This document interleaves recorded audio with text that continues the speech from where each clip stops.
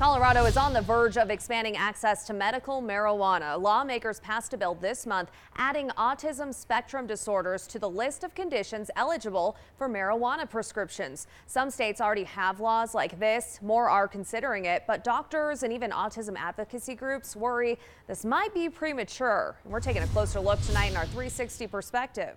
Under Colorado's new bill, autism would join cancer, HIV, seizures, and other disorders treatable with marijuana. Minors need 2 doctors to sign off on their medical card. Now, when this bill was introduced, we spoke with Jamie Krupp, whose son was diagnosed with autism when he was 2. She moved to Colorado to get him marijuana treatment for his other health issues since autism wasn't on the list, and says at 11, he is now thriving. She is thankful lawmakers are taking this action.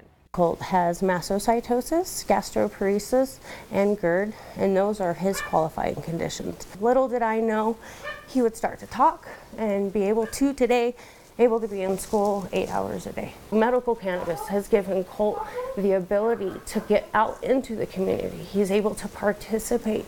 But some doctors and autism advocacy groups are worried about this movement when there's little research on the topic and the long-term effects aren't known. Autism Speaks is one advocacy group. It held its first scientific conference on cannabis and autism last year. They say 1/3 of people with an autism spectrum disorder, or ASD, also have chronic seizures. Now, the FDA has approved Epidiolex, a highly purified form of cannabidiol, to treat the seizures associated with 2 rare syndromes that share features of autism.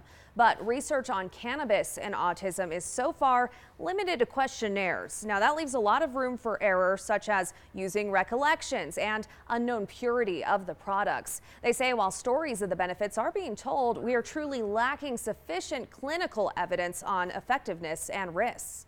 In some medical journals, researchers worry about these policy changes too and say it's happening despite a scarcity of scientific evidence to support it. For Epidiolex to get approved by the FDA, there were first hundreds of millions of dollars worth of clinical trials using placebos and other research.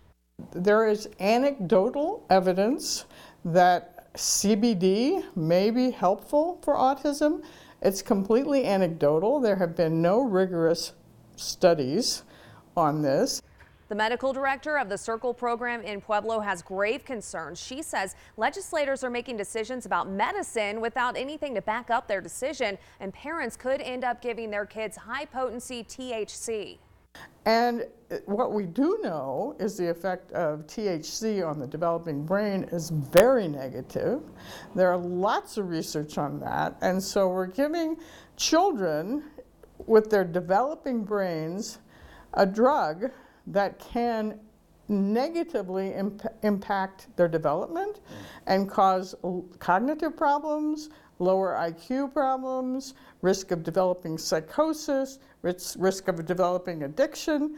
All of these problems the legislature hasn't even taken into account. In the Denver Post, the bill's sponsors say they want to give control of this decision to the parents. In the bill text, there's also a clause calling for grants to prioritize scientific research on this subject. Governor Polis has said he supports this bill. It is on the way to his desk.